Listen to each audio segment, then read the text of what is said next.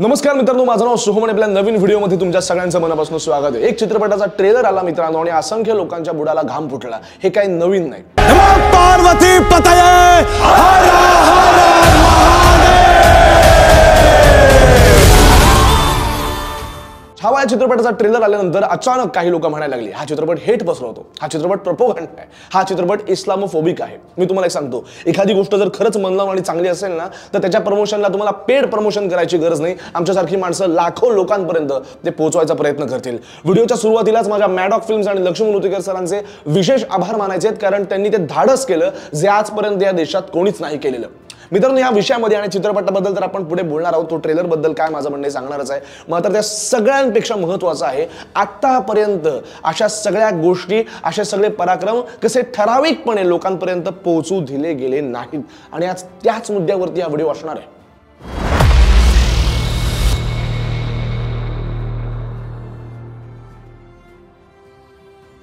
आतापर्यंत या देशामध्ये जेव्हा जेव्हा इतिहास शिकवला गेला मित्रांनो, तेव्हा जो इतिहास जर एवढा असेल तर त्यातला खूप सिलेक्टिव्ह पार्ट हा लोकांपासून लपवण्यात आला आणि ठराविकच पार्ट लोकांपुढे मांडण्यात आला। मला एक प्रश्न या व्हिडिओच्या सुरुवातीला सगळ्यांना विचारायचा आहे, तुम्हाला काय वाटतं हा औरंगजेब असेल किंवा जेवढे मुघल राज्य होती या सगळ्यांचं लक्ष दख्खनवर का होतं?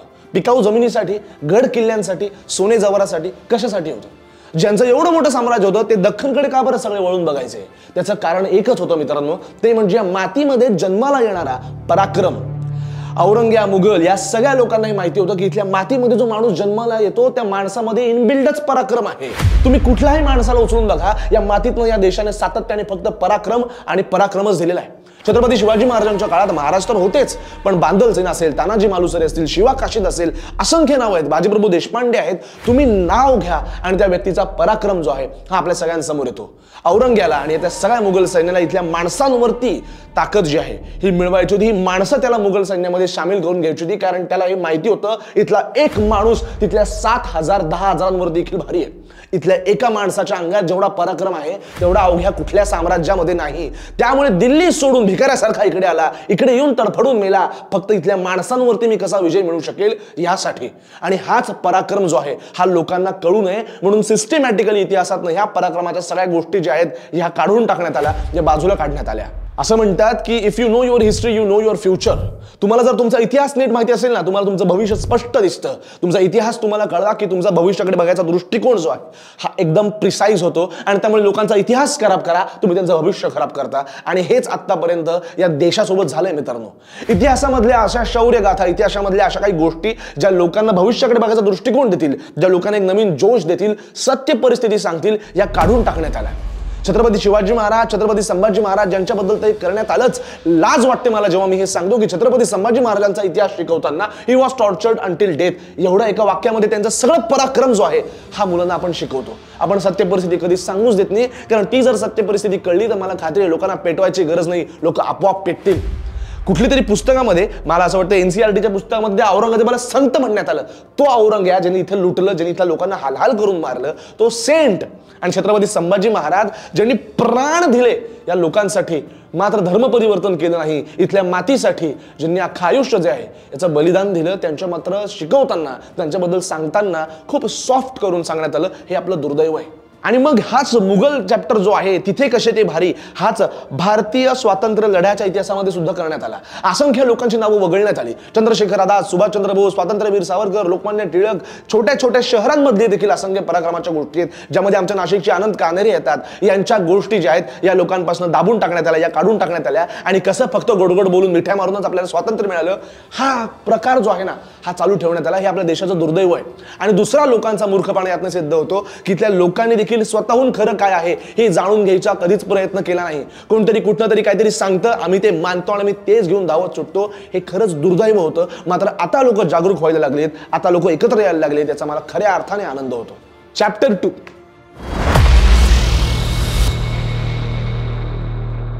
छावा या चित्रपटाला हे प्रोपोगंडा म्हणतात। मला प्रोपोगंडा काय हे तुम्हाला सांगायचंय। आमचा दोष की तो मुघल जो होते, जे सगळे जे होते औरंगजेब होते, हे जर मुळात क्रूर होते तर याच्यामध्ये आमचं काय चूक, खरं दाखवणं कधीपासून प्रोपगंडा झालं. मुघलांनी असंख्य क्रूरता, असंख्य लुटमारी या देशामध्ये केली. ते जर सत्य परिस्थिती लोकांना सांगितलं, तुम्ही त्याला प्रोपगंडा म्हणता.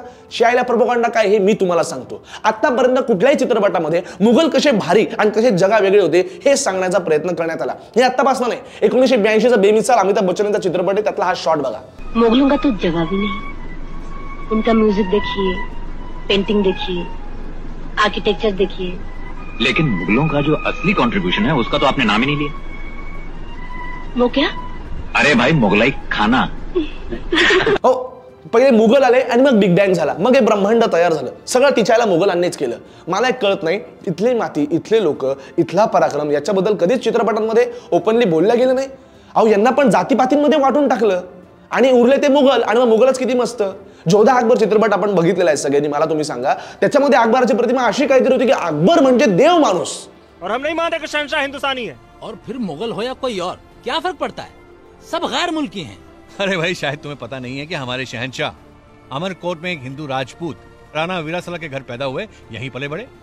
फिर वो विदेशी कैसे हुए? 1568 मध्ये जेव्हा अकबराने चित्तोडगड जिंकला, त्याच्यानंतर 40,000 हिंदूंना मॅसेकर करायला त्यांनी सांगितलेलं, हे चित्रपटामध्ये दाखवलं नाही.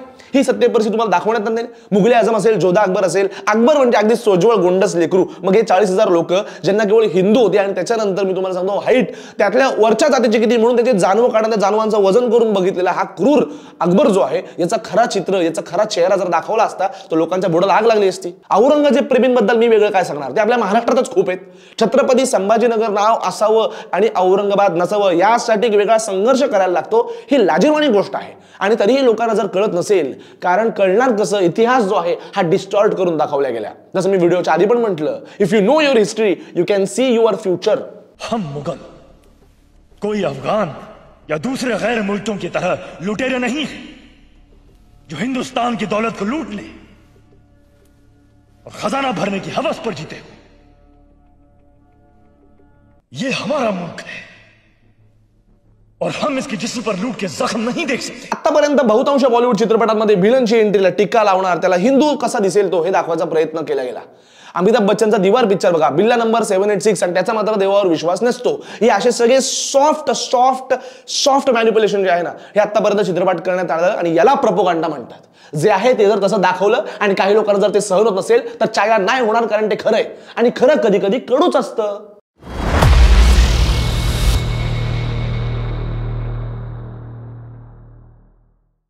आपण महाराष्ट्रातले आहोत, मात्र आपलं हे अगदी दुर्दैव आहे की आपल्यापर्यंत कधीच छत्रपती संभाजी महाराजांचा इतिहास जसा पोहोचवायला पाहिजे होता तसा कधीच पोहोचवला गेला नाही. त्यांचं अख्खं बलिदान इंग्लिश पुस्तकांमध्ये, हिस्ट्री टेक्स्टबुकमध्ये, शाळेतल्या पोरांना he was torture to death, बस खतम. काय झालं, मुळात काय झालं हे कधीच कळलं नाही. मी तुम्हाला आपलं एक दुर्दैव सांगतो. आपल्याला शहाजी राजे माहिती आहेत, छत्रपती शिवाजी महाराज माहिती आहेत आणि छत्रपती संभाजी महाराज माहिती आहेत. त्यांचं अगोदरचे आणि नंतरचं मराठा राज्य किंवा मराठा साम्राज्याची काही नावं जी आहेत ना, ही आपल्यापैकी ज्यांना खरंच इंटरेस्ट आहे तेवढीच लोक सांगू शकतील, ती ही मोजकी नावं. मात्र एक पियर्सची ऍड बनली या देशामध्ये, जी टीव्हीवर दाखवण्यात आली, ज्याच्यामध्ये एक लहान पोरग का पोरगी आहे, त्याला त्याच्या मुघलांच्या राजांची नावं सिक्वेन्स मध्ये सांगते. बाबर कभी तो हुमायूं, हुमायूं का अकबर. साबणाचा, जाहिरातीचा आणि ह्या सगळ्या नावांचा काय घंटा संबंध आहे का? पण तरीही ते झालं आणि लोकांनी ते पाठही केलं. आज हे दुर्दैव आहे, रस्त्यावरती पडा, कुठल्याही माणसाला धरा, त्याच्यातून मुस्काडीत द्या, त्याला सांगा 5 मुघल राजांची नावं सांगा, अकबर, शहाजहान, औरंगजेब, सगळी नावं भाळाभाळा ओकेल. मात्र हेच त्याला सांगा 5 मराठा किंवा हिंदू राजे जी होती किंवा हिंदू सेनापती जी त्यांची तुम्ही नावं सांगा, नाही सांगता येणार. हे दुर्दैव आहे, दुर्दैव. छत्रपती संभाजी महाराजांबद्दल पण चर्चा करताना एक वेगळीच काहीतरी इमेज जी आहे लोकांपर्यंत पोहोचवायचा प्रयत्न केला गेला, कारण त्यांना माहित होतं जर महाराजांना आदर्श मानायला लागली लोक, तर लोक असे पेटतील की तिच्या आईला बुजणारच नाही आणि यांच्या हवा टाईट होतील. छत्रपती संभाजी महाराजांना 14 भाषा येत होत्या. त्यांनी अवघ्या लहानपणी 20-22 वर्षांच्या असेपर्यंत असंख्य ग्रंथ तर लिहिलीच होती. 23व्या वर्षी जेव्हा छत्रपती झाले त्यानंतर अवघ्या 9 वर्षांमध्ये एवढा पराक्रम केला जो लोकांना 90 वर्षांमध्ये देखील जमत नाही. बुद्धिभूषण म्हणून महाराजांनी एक ग्रंथ लिहिलेला आहे, ज्यामध्ये त्यांनी राजनीतीवरती, या सगळ्या पॉलिटिक्सवरती काव्यात्मक रूप जे आहे त्यांचं हे सुद्धा आपल्याला त्यामध्ये दिसतं. महाराजांचा पराक्रम किती, यांना काय कळणार, यांनी महाराजांना देखील काहीतरी लोकांपर्यंत वेगळ्या इमेजमधनं पोर्ट्रे करायचा प्रयत्न केला गेला. त्यामुळे छत्रपती संभाजी महाराजांचं खरं शौर्य लोकांपर्यंत पोहोचवावं आणि माझं तर तळतळीचं म्हणणं आहे हिंदूंपर्यंत खरंच पोहोचावं. आज 4 हिंदू तेव्हा एकत्र येतात जेव्हा 5वा खांद्यावर असतो. काही घेणं देणं नाही, कशाशी काही घेणं देणं नाही, नुसत्या प्रपोगंडाला बळी पडलेल्या समाजाला जर खरंच तुम्हाला जागा करायचं असेल तर थोडंसं कडू आहे पण पिना टोचायचीच गरज असते, त्याशिवाय या माणसांना जाग येणार नाही.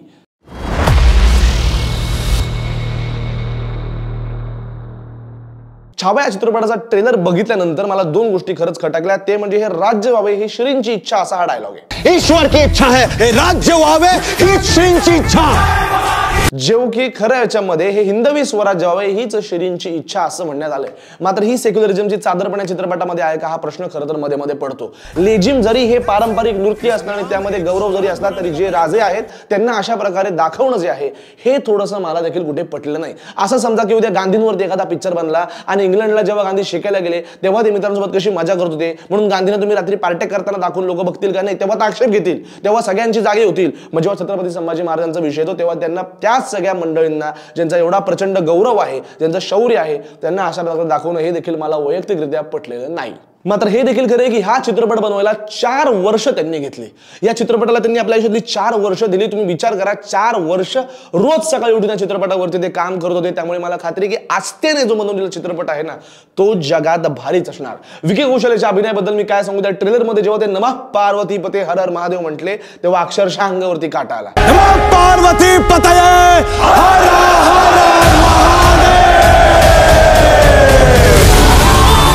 आजपासून जेव्हा जेव्हा मी डोळे बंद करेल आणि छत्रपती संभाजी महाराजांचा विचार करेल तेव्हा तेव्हा माझ्या डोळ्यासमोर विकी कौशलच येईल. इतका सुंदर अभिनय विकी कौशल जे आहेत हा यांनी केलेला आहे. त्यामुळे इथनं पुढे जर ते कुठे दिसले तर पहिल्या आदराने आम्हीच त्यांचे पाय धरू. एवढ्या उत्कृष्ट प्रकारचा अभिनय जो आहे हा त्या चित्रपटामध्ये करण्यात आला आहे. छत्रपती संभाजी महाराजांपुढे औरंगजेबाने 3 अटी ठेवल्या होत्या. एक म्हणजे तुम्ही मला बादशाह याचं कबूल करा, घंटा. दुसरी अशी होती की जेवढं पण तुमचा मराठा खजाना आहे हा मुघलांना देऊन टाका. आणि तिसरं म्हणजे धर्म परिवर्तन करा. धर्म परिवर्तन करा याच्यावरती त्याचा एवढा जोर होता. महाराजांनी अक्षरशः सगळ्या यातना सहन केल्या होते. खरं जे आहे इतिहास हा तुम्ही थिएटरमध्ये पण दाखवू शकत नाही.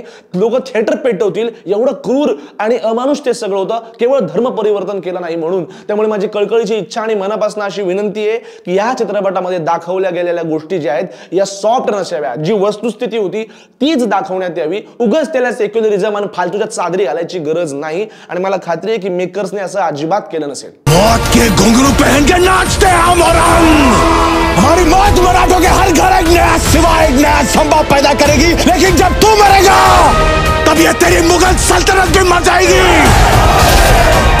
अशा चित्रपटांची खरंच गरज आहे. कारण आज जेव्हा आपण युवा पिढी बघतो, आपली पुढची पिढी बघतो तेव्हा त्यांच्यासारखे लेमड आणि बोचट लोकांच्या भरोश्यावरती हे सगळं कसं चालणार हा प्रश्न प्रत्येकाच्या मनामध्ये येतो. तुमचे जसे आदर्श तसेच तुम्ही घडत जाता. त्यामुळे ह्या चित्रपटाच्या माध्यमातून लोकांना जी युवा पिढी आहे जी 8, 9, 10, 11, 12 वर्षांची आहेत त्यांना एक नवीन आदर्श मिळेल. आणि मला आनंद होतो याचा की जे आदर्श छत्रपती संभाजी महाराज असतील त्यांचं बलिदान असेल. कारण ते कळल्यानंतर अरे आपण कुठल्या मातीत येतो, आपण काय लोक आहोत, आपला इतिहास काय आहे, हा जोश जेव्हा त्यांच्यामध्ये येईल तेव्हा मला खात्री की डिप्रेशन तर छोटे मुद्दे झाले जे खरंच रिअल लाईफ प्रॉब्लेम्स आहेत. एक समाज म्हणून जे आपण प्रॉब्लेम फेस करतो त्याच्याकडे देखील बघायचा दृष्टिकोन बदलेल. आणि ह्या चित्रपट बनवायचं धाडस केल्यामुळे लक्ष्मण उतेकर सर, मॅडॉक फिल्म्स, विकी कौशल या सगळ्यांचं कराल तेवढं कौतुक कमी आहे. कारण ह्या सगळ्या लॉबीच्या विरुद्ध जाऊन असं करणं याची किंमत, मी एक छोटा युट्यूबर आहे तरी मला कुठल्या ना कुठल्या प्रमाणामध्ये मोजावी लागते. एवढ्या मोठ्या लेवलला गेल्यानंतर सुद्धा असा काहीतरी निर्णय घेणं याला खरंच धाडस लागतं. त्यासाठी सगळ्या टीमचे हॅट्स ऑफ. चित्रपटामध्ये नेमकं काय आहे हे चित्रपट बघितल्यानंतर 100% कळेल आणि त्यानंतर आपण व्हिडिओ करायचा प्रयत्न करूच मित्रांनो. मात्र तुर्तास छत्रपती संभाजी महाराजांची खरी गोष्ट जी आहे ही लोकांपर्यंत पोहोचेल, लोकांना सत्य परिस्थिती कळेल याचा विश्वास आहे.